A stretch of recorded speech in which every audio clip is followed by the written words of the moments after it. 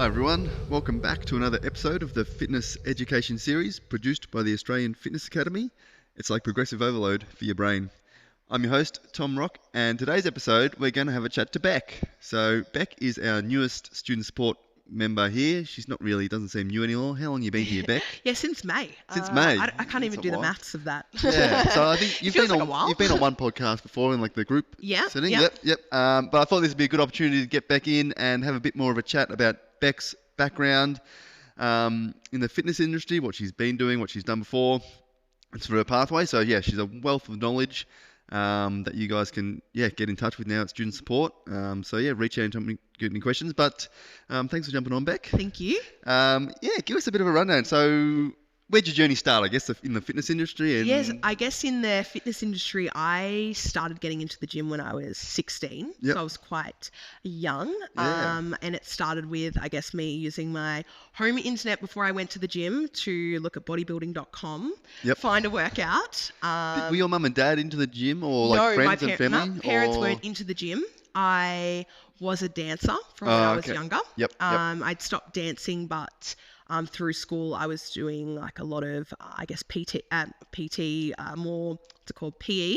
But the PE, as I was getting older at school, involved us utilising the gym at school, and I enjoyed doing that. Oh, that's good. I used to walk from school to the gym on my way home when I was 16. That's awesome, because that's early. Like I didn't get into the gym till probably, like I went to uni at 18, and then I sort of only started getting into exercise science. Like at PE we did little bits, but we didn't do a whole lot. I was always sort of sport orientated, and then liked the idea of exercise and improving performance, but I didn't really start training well till 18, 19, I don't think. So 16. I guess really I probably cool. wasn't training well at 16. I had that interest in it, and then it kind of moved into me starting with getting into group fitness as well. So I joined another gym when I reckon I might have been around 17, 18, and then started doing group fitness classes. So I guess all of your Les Mills, boxing classes, which I really enjoyed as well. And that then turned into me going along that pathway and becoming a personal trainer as well. Awesome. Someone had said to me, did you think about becoming a personal trainer? And I was like, well, maybe. And then, ended up being a PT. And pretty much the day that I finished my, I think, Cert 3, I was taking a class at a gym. I just got a phone call and they're like, you come to my classes all the time. I've got a gym and they need a trainer. Can you come? And I'm like, I've never run a class pretty much before. I mean, I've done it in my classes while I'm training, but did my first group fitness class. And then from there, I turned into someone that was taking, I reckon at one stage I had counted I was taking like 10 cycle classes a week. Wow. Then multiple boxing classes. I can't even remember how many total hours of group classes I was taking, but it was a lot of toll on my body as well. So my own training was getting, I guess in a way, sacrificed for that. We didn't have time for it because I was doing almost 30 hours a week. That's always an impressive thing, I think, when I don't do a lot of group classes, but I've done the odd cycle class and I've done the odd sort of body pump, Les Mills stuff, and it's just the instructors are just doing a lot of work. Yeah, you have to be so energetic. You have to be able to talk, show, sometimes sing. Like I even got on stage and I was singing some of the songs, and be able to instruct the participants as well. So I think I was very fit during that time to be able to talk and exercise. Now I don't think I'd be able to do that as well. But I did all like the Les Mills body attack. I did my own version of like a pump. I used to enjoy creating my own because that's where I could get my creativeness out within the gym as well. Cycle, there was a lot. So just a lot of group training. And then from there I started to pull back because I really enjoyed doing personal training and working one-on-one with clients. So I pulled back on group training to be able to do that, which allowed me more time for my own training. And then I kind of started to dabble in CrossFit. Nice. And enjoyed competing in some CrossFit comps. Could never compete in a CrossFit comp alone. I always had to be with a buddy or a team. There was something about doing it on my own that made me way too nervous, yet I could get up in front of a class to scream, yell and dance. And that seemed to be okay. But getting up at a CrossFit comp on my own, I couldn't do. So there was a lot of, I guess, working in partners or teams that I enjoyed. So with your PT stuff, did you work out of a facility or did you like subcontract? Was it a so I started with it was a bit of a subcontract agreement in a way that I worked for a gym at first where I was doing classes for rent. And that's how I started, because I guess when I was new in the industry, I was very nervous about going in, starting up PT and not making enough money. Definitely, yeah. And that was my biggest fear. But yeah, I guess as I progressed and my client base increased, I was able to move more to a rent agreement as well, which worked. And I trained at multiple facilities as well. So I worked at one gym, one of the gyms for a while, moved around to a CrossFit gym and also utilized it like a CrossFit space for a bit, especially while I was into CrossFit. I think then I moved back to a commercial gym. And then I finished off before I started here working in a smaller, or you could say a small studio gym as well, which I enjoyed. So that created a good balance of me taking classes in the end and still doing PTs as well. So it was more small group training, which is where I enjoyed, and focusing on strength training towards the end is what I mostly enjoyed as well. Yeah, that's cool. It's good to it's good to hear everyone's stories where they sort of come from, and it's good to find your sort of niche, I guess. And I think a good thing for listeners, if they're currently studying their Cert 3 and 4, is the experience you get from going to the gym yourself. So if you haven't been to the gym a lot, or you just you enjoy fitness, but you don't get to the gym a lot, or you're thinking about it as a career, just go learn things by doing other classes. You learn a lot. Even now, if I do a class, you always take bits and pieces from the instructors. Yeah, and you're definitely always learning. I always invested in personal trainers. So even when I was quite young, I think I started with my first personal trainer around 18.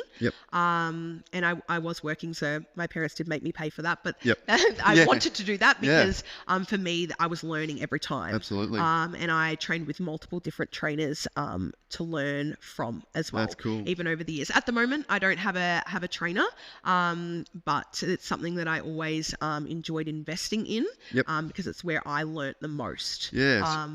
So you've done some bodybuilding stuff? Bodybuilding. So I guess I did my CrossFit for a bit. That was I think that might have been 3 to 6 years, let's say. I can't even remember the exact details of that.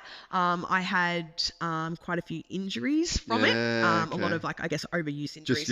Injuries to my shoulder. Not uncommon, I think, CrossFit. But that's cool. It's huge. I still see the CrossFit Games workouts come out. I still get I wish I could do that. And I enjoyed that community, and I think that's what I enjoyed about it. But towards the end of me doing CrossFit, my body's not the best mobility wise, so it probably wasn't the best kind of sport for me to be trying to thrash my body in sometimes as well, which ended in some injuries that way too. So when I had those injuries, I wanted to get back into the gym with my own programming, and I reached out to someone that I knew from my gym experience, and I started one-on-one coaching with him. And at first it was to get me feeling good and moving better again. So we focused on, I guess, rehabbing my shoulder a little bit more, so I was able to train and move with no pain. Cool. And then I was seeing a lot of changes within my body happen over it was the first 3 months that I was working with him. Wow. I was starting to, I guess, notice changes in how I felt and looked. And it was kind of suggested, because I come from that competing background where I'm always kind of wanting to compete in something, having a goal to aim towards, as I moved into competing in some bodybuilding comps as well. So, and that was another good way of me experiencing. Absolutely. There's a big market there, and a good thing to sort of be able to say, I've done this, and assist other people to sort of follow similar goals, I guess. Yeah, definitely. So I enjoyed that time doing that. For me, it wasn't the best for me. My relationship with food wasn't the best. So that's why I kind of decided to move away from that kind of area. But I still enjoyed training that way. Cool. So I'll still train that way today. But without a massive focus on food. Just feeling a little bit more free with my food. Feels better. I have a better relationship with it that way. So I worked out what works best for me. That's a good experience to go through. I think that's not, obviously, bodybuilding's huge. But people do see sort of that side of it and think, oh, that's no good. But it's more educated you can be about the whole process and what it can do is really cool. Yeah, definitely. And then nowadays, what's the latest? Yeah, so the latest is I had just been doing, I guess, my bodybuilding training, let's say, without actually going for a comp. And I started to be like, okay, I can move some weight, I'm strong, but I'm not fit anymore. I think I went for a walk and I was going up a hill and I felt a bit out of breath. And I remember the feeling of always feeling fit and enjoying that. So I wanted to get my fitness back again. Cool. So I started with joining a BFT. So body fit training. They're generally, I haven't been to one. They're sort of like a cross between CrossFit and like Fit F45. Yeah, I would say like a bit of a cross. So they're group training, and they have, I guess, classes that are strength focused, and then they have their cardio more focused sessions, and I believe there's also like a balance session as well. So for me, I joined that to help me increase my fitness. I wrote my own strength training programs outside of that, but went into doing their cardio-based class and increased my fitness, got back into running, and I hadn't run, I reckon probably since I was doing CrossFit. Because CrossFit, I found if I wanted to go for a run, I could just go for a run. It seemed to be able to because there was running frequently involved in it. But yeah, I wanted to get back into running. Do you find it hard to fit in with your strength training sometimes, like the running? Yeah, that's what I was struggling with, is finding that balance. So for me, the perfect balance with my strength to running is about 2 to 3 days. 3 days is my preferred strength. And they're generally, they are at the moment, 3 full body days. And my strength is focused around helping me build strength for running. And then I'll do 1 to 2 runs. This week I haven't done a run because I've been sick. But tomorrow the aim is to get a longer run in. So I'll get up a bit earlier in the morning and aim for my long run at the moment is only like a 6 to 7K. That's not bad at all. That's good. For someone that maybe 6 months ago struggled to run 1K, I think that's pretty good. Absolutely a great distance. Yeah. So I did do Hyrox last weekend too. So that's what I was kind of training for. I started, got into, I guess, body fit, and I was like, I was just here to get a little bit fitter. And then Hyrox came around and I kept seeing it on Instagram, and I'm like, this looks cool because everyone's strong and they're fit and they're good at running. I want to do that. So that's where I guess I started running, started getting fitter, still continuing to work on my strength. And I did that last weekend with my sister. So that was a bit of fun. Unreal. So tell me a bit more about Hyrox. How does Hyrox work? So Hyrox. So I've never done it, but it does, again, you see, and that looks interesting. I guess that was my first time going to a Hyrox event, and I'm like, this is really cool. And I think now I want to work more towards it. So there is 8 stations, and hopefully if I do say this, I'm going to get them all in correct order. But there's 8 stations, and in between each one, there's a 1 kilometer run. So it starts with a 1K run, and then you go into 1 kilometer on the ski erg, so 1,000 meters on the ski erg. Run 1 kilometer. I'm having to do this with my hands, so I remember the order of it all. Then you go into a sled push. Run 1 kilometer, then it's a sled pull. So what are we now at 3? Run 1 kilometer, and then I think I can never remember if it's the row or the burpees first. That's fine. But one or the other. And then, so it's a 1 kilometer run in between each of these. In between 8 different exercises. It finishes off on wall balls, so there's 100 wall balls at the end there. Wow. So and it's for time. It's for time. And if you compete again, it's the same event. Yep, it's the same event every. And you just sort of try work on your time. So it's sort of like not like a triathlon, but the premise is you're going to do the same thing every time, and you just try to get quicker.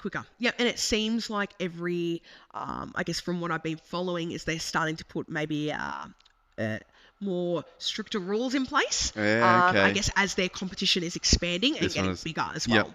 I'm not too sure how it started or where it started. I probably need to look into that a little bit more.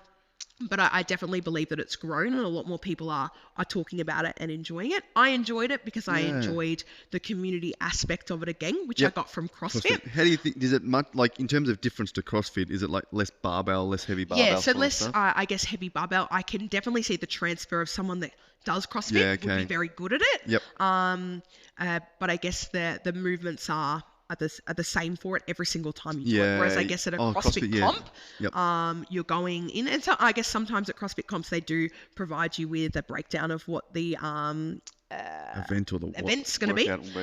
But it would be different from from comp to comp. Yeah, you can't sort of compare what you did last time. Yeah, Yep. I guess you can with their their WODs. Their standard ones, yeah. Yeah, cool. So Hyrox. I found that was kind of cool. We went in there with just aiming to get less than an hour 30. That was our goal. Like, let's just aim for an hour 30. And we ended up with 1 hour 19. A couple of mistakes, but that's okay. So that cost some time. But I was definitely happy with my running. That started off when I first started running at 6 minute 30 kilometers. And by the end, I guess, of 12 weeks of focusing on the running, on the event day, it was 5 minutes 15. Oh, wow. They're great K times. So next goal will be to get 5K. 5 minute. 5 minute Ks. Unreal. Yeah. So did you do it with a partner? Or? Yeah, did it with my sister. Yeah. So it was something that we did How does that work when you do it? So when it's in a partnership, you do the run together, but all the movements can be divided. Oh, so you just do as much as you so you just do as much as you kind of can. We were definitely getting very frustrated with each other on the wall balls. Yeah. So we didn't have any fights on the course, which was great. She actually kept telling me to slow down on the runs because she was our pacer. Yeah, okay. So that was kind of her job with the watch because we knew that we didn't want to go out too hard because then we'll struggle. But we surprised ourselves with those runs. We were aiming 5:30s and it ended up 5:15s. But a couple of times she was like, pull back. And she was getting angry at me. I saw her eyes glazing at me as I was doing the wall balls and kept getting no rep for throwing it at the men's target. I just couldn't work out not to. Well, it goes too high. It went too high. You had to hit the female target it kept going too high. So she was just glaring at me the whole time because then I was having to be like, you take over. Oh, that's good. That's good. I love it. I should think about doing a Hyrox. I reckon it'd be fun. And it's cool. I think it should be something that we should do as a team. That's a good idea. Next How often do they run, do you know? I don't know how often. I know there's one definitely for Brisbane next year. There doesn't seem to be any set for Melbourne that I'm aware of. But maybe some Melbourne Hyrox. Maybe we'll see Team AFA. Team AFA, yeah. I don't mind it. That would be kind of cool. We could have a couple of teams entered. That'd be fun. It could get competitive very quickly. I don't mind it. If there's prizes involved, definitely. Oh, that's a good idea. Yes. Anyway, that's great story, Becc. Good to hear your sort of journey in the fitness industry. Hope your listeners got a little bit out of that. If you do have any questions for Becc, send an email to tom@afa.com.au. Happy to answer any questions. I'm sure Becc will be on for future podcasts as well. Sounds good. She won't be a stranger. Any questions at all, send them through. If you're currently studying, you'll probably hear from Becc in student support. So now you know a little bit more about her, which is good. Thanks for jumping on, Becc. Thank you. Everyone else, have a great weekend, and we'll talk to you all soon.